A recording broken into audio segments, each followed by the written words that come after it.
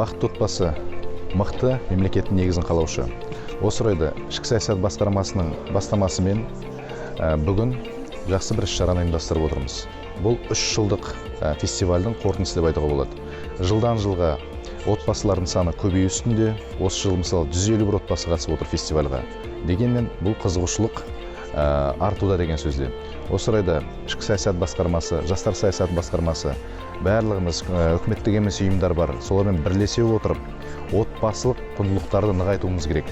Жастарға өнеге болатындай, тәрбие беретіндей көптеген іс-шараларды ұйымдастыруымыз керек. Өйткені отан отбасынан басталады дейді. Соны ешқашан ұмытпауымыз керек.